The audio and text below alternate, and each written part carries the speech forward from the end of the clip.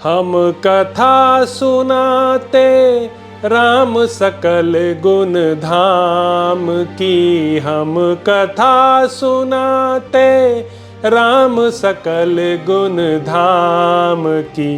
ये रामायण है पुण्य कथा श्री राम की। ये रामायण है पुण्य कथा श्री राम की। जम्बूदीपे भरत खंडे आर्यावर्ते भारतवर्षे एक नगरी है विख्यात अयोध्या नाम की।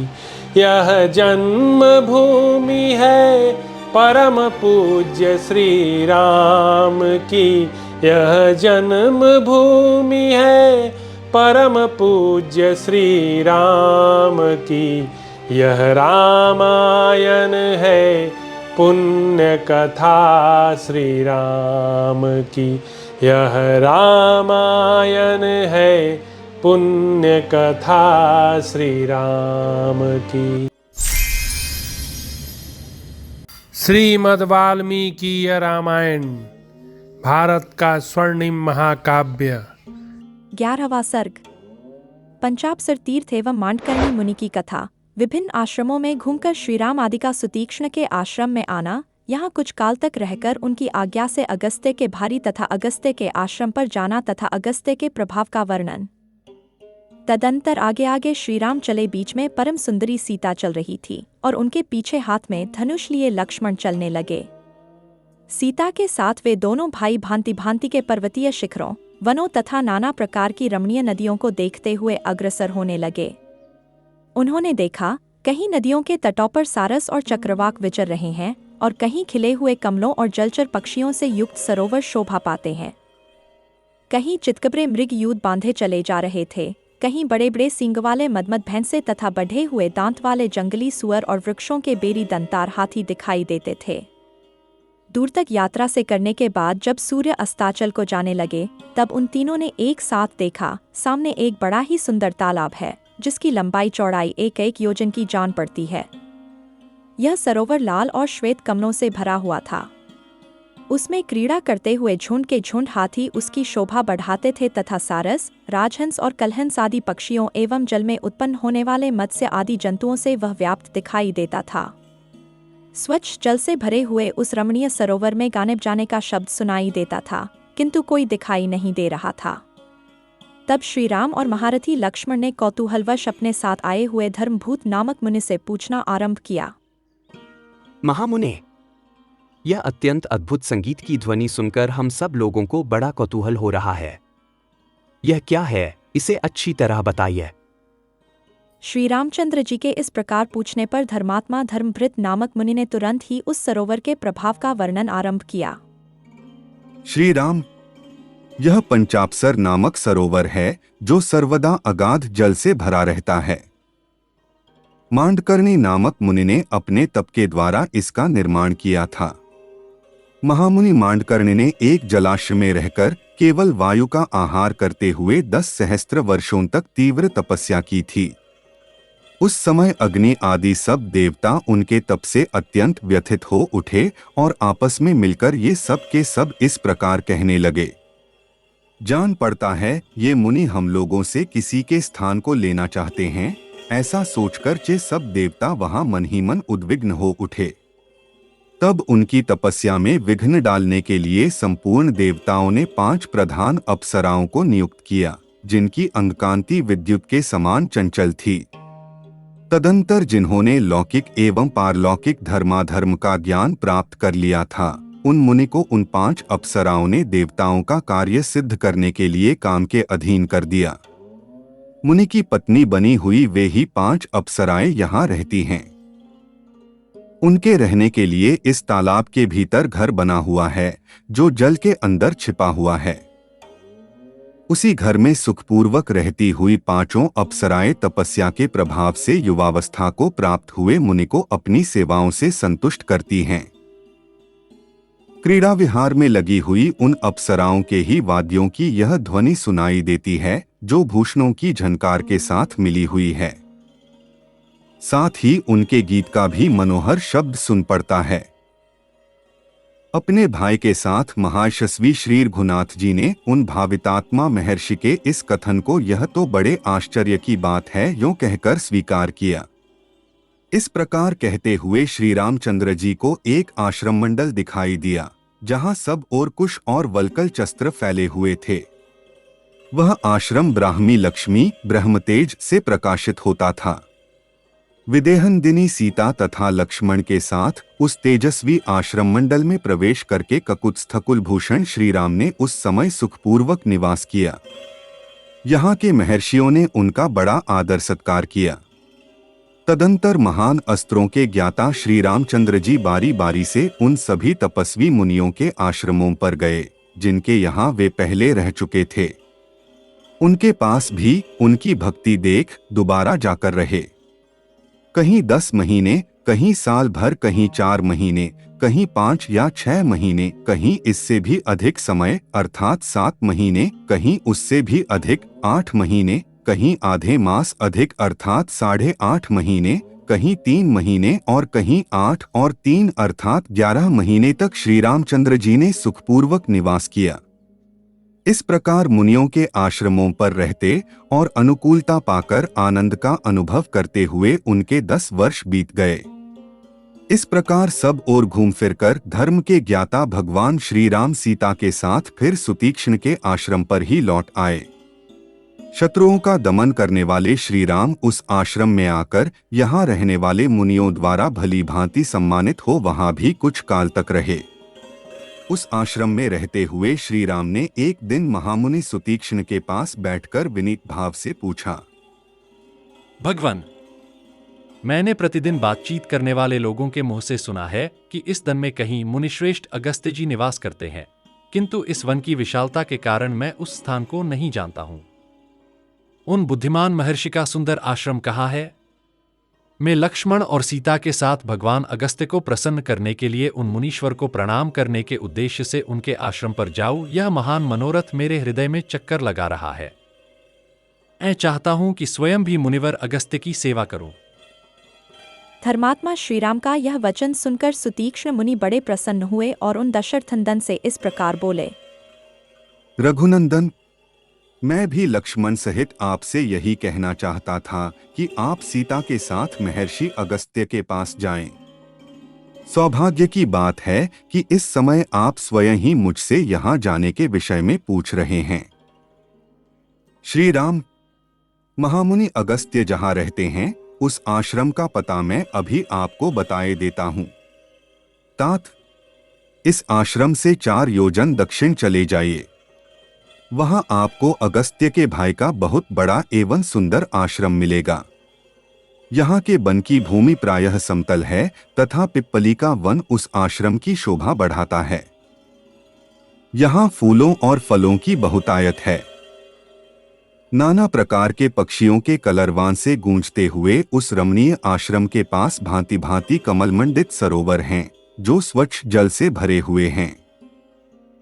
हंस और कारंडव आदि पक्षी उनमें सब ओर फैले हुए हैं तथा चक्रवाक उनकी शोभा बढ़ाते हैं। श्री राम, आप एक रात उस आश्रम में ठहरकर प्रात काल उस वनखंड के किनारे दक्षिण दिशा की ओर जाएं। इस प्रकार 1 योजन आगे जाने पर अनेकानेक वृक्षों से सुशोभित वन के रमणीय भाग में अगस्त्य मुनि का आश्रम मिलेगा।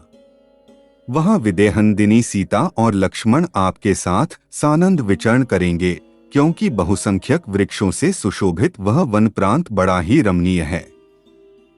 महामते, यदि आपने महामुनि अगस्त्य के दर्शन का निश्चित विचार कर लिया है तो आज ही यहाँ की यात्रा करने का भी निश्चय करें।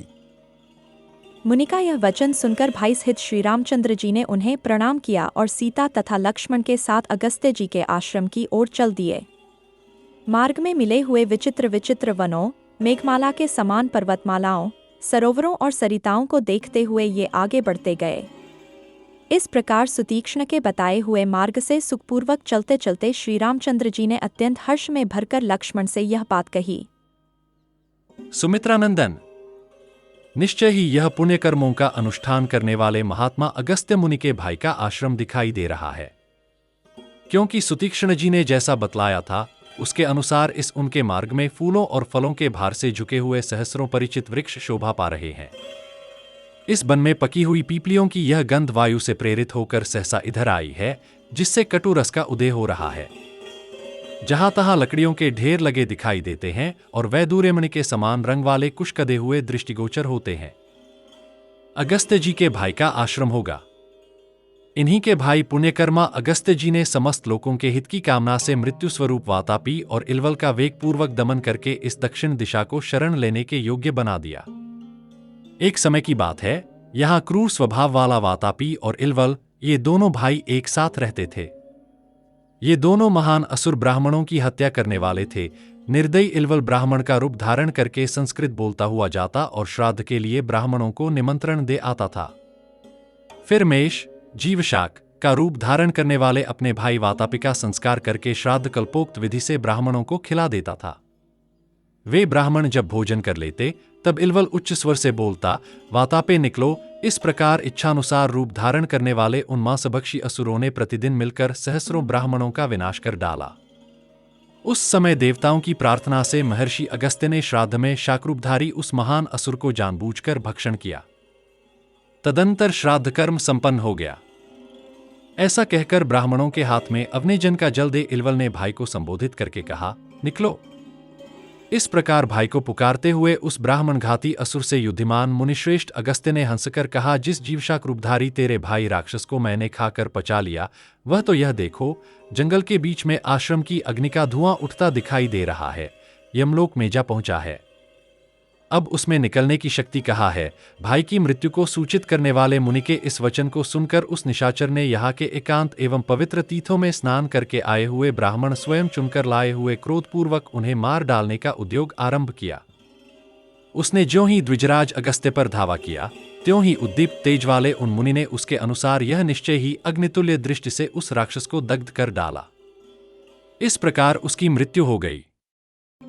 ब्राह्मणों पर कृपा करके जिन्होंने यह दुष्कर कर्म किया था, उन्हीं महर्षि अगस्त्य के भाई का यह आश्रम है, जो सरोवर और वन से सुशोभित हो रहा है।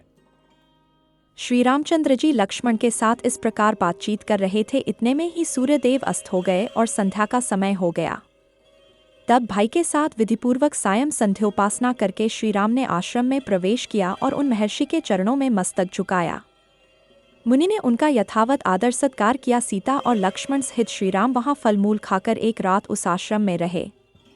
वह रात बीतने पर जब सूर्योदय हुआ, तब श्री रामचंद्र जी ने अगस्त्य के भाई से विदा मांगते हुए कहा, भगवान, मैं आपके चरणों में प्रणाम करता हूं। यहां रात भर बड़े सुख से रहा हूं। अब आपके बड़े भाई मुनिवर अगस्त्य का दर्शन करने के लिए जाऊंगा। इसके लिए आपसे आज्ञा चाहता हूं। तब महर्षि ने कहा, बहुत अच्छा, जाइए। इस प्रकार महर्षि से आज्ञा पाकर भगवान श्री राम सुतीक्ष्ण के बताए हुए मार्ग से वन की शोभा देखते हुए आगे चले। श्री राम ने यहाँ मार्ग में नीवार, जलकदमय, कटहल, साखू, अशोक, तिनिश, चिरिविल्य महुआ, बेल, तेंदु तथा और भी सैकड़ों जंगली वृक्ष देखे, जो फूलों से भरे थे तथा खिली हुई लताओं से परिवेष्टित हो बड़ी शोभा पा रहे थे। उनमें से कई वृक्षों को हाथियों ने अपनी सूहों से तोड़कर मसल डाला था और बहुत से वृक्षों पर बैठे हुए वानर उनकी शोभा बढ़ाते थे। सैकड़ों मतवाले पक्षी उनकी डालियों पर चहक रहे थे। उस समय कमलनयन श्रीराम अपने पीछे पीछे आते हुए शोभावर्धक वीर लक्ष्मण से, जो उनके निकट ही थे, इस प्रकार बोले, यहाँ के वृक्षों के पत्ते जैसे सुने गए थे, वैसे ही चिकने दिखाई देते हैं तथा पशु और पक्षी क्षमाशील एवं शांत है। इससे जान पड़ता है उन भावितात्मा, शुद्ध अंतःकरण वाले महर्षि अगस्त्य का आश्रम यहां से अधिक दूर नहीं है। जो अपने कर्म से ही संसार में अगस्त्य के नाम से विख्यात हुए हैं, उन्हीं का यह आश्रम दिखाई देता है, जो धमादय पथिकों की थकावट को दूर करने वाला है। इस आश्रम के वन यज्ञयाग संबंधी अधिक धूमों से व्याप्त हैं। चीरवस्त्रों की पंक्तियां इसकी शोभा बढ़ाती हैं। यहाँ के मृगों के झुंड सदा शांत रहते हैं तथा इस आश्रम में नाना प्रकार के पक्षियों के कलरव गूंजते रहते हैं। जिन पुण्यकर्मा महर्षि अगस्त्य ने समस्त लोगों की हितकामना से मृत्यु स्वरूप राक्षसों का वेगपूर्वक दमन करके इस दक्षिण दिशा को शरण लेने के योग्य बना दिया तथा जिनके प्रभाव से राक्षस इस दक्षिण दिशा को केवल दूर से भयभीत होकर देखते हैं, इसका उपभोग भी नहीं करते, उन्हीं का यह आश्रम है। पुण्यकर्मा महर्षि अगस्त्य ने जब से इस दिशा में पदार्पण किया है, तब से यहाँ के निशाचर वे रहित और शांत हो गए हैं। भगवान अगस्त्य की महिमा से इस आश्रम के आसपास निर्वैरता आदि गुणों के संपादन में समर्थ तथा क्रूर कर्मा राक्षसों के लिए दुर्जय होने के कारण यह संपूर्ण दिशा नाम से भी तीनों लोकों में दक्षिणा ही कहलाई, इसी नाम से विख्यात हुई तथा इसे अगस्त्य की दिशा भी कहते हैं। एक बार पर्वतश्रेष्ठ विंध्य सूर्य का मार्ग रोकने के लिए बढ़ा था, किंतु महर्षि अगस्त्य के कहने से वह नम्र हो गया।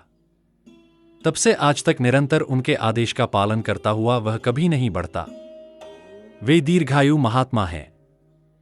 उनका कर्म, समुद्र शोषण आदि कार्य तीनों लोकों में विख्यात है। उन्हीं अगस्त्य का यह शोभा संपन्न आश्रम है जो विनीत मृगों से सेवित है। ये महात्मा अगस्त्य जी संपूर्ण लोकों के द्वारा पूजित तथा सदा सज्जनों के हित में लगे रहने वाले हैं। अपने पास आए हुए हम लोगों को वे अपने आशीर्वाद से कल्याण के भागी बनाएंगे।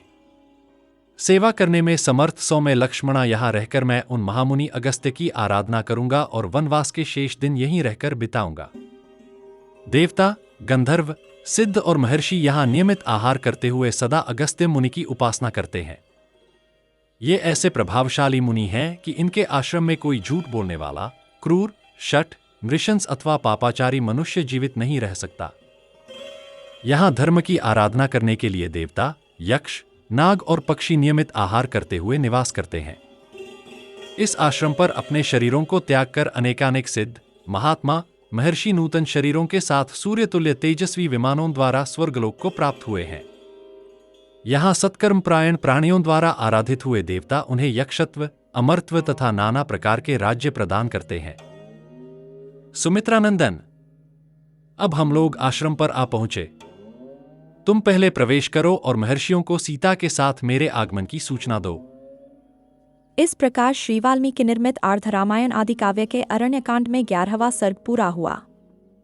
हम कथा सुनाते राम सकल गुण धाम की, हम कथा सुनाते राम सकल गुण धाम की। ये रामायण है पुण्य कथा श्री राम की, ये रामायण है पुण्य कथा श्री राम की। जम्बूदीपे भरत खंडे आर्यावर्ते भारतवर्षे एक नगरी है विख्यात अयोध्या नाम की। यह जन्म भूमि है परम पूज्य श्री राम की, यह जन्म भूमि है परम पूज्य श्री राम की। यह रामायण है पुण्य कथा श्री राम की, यह रामायण है पुण्य कथा श्री राम की।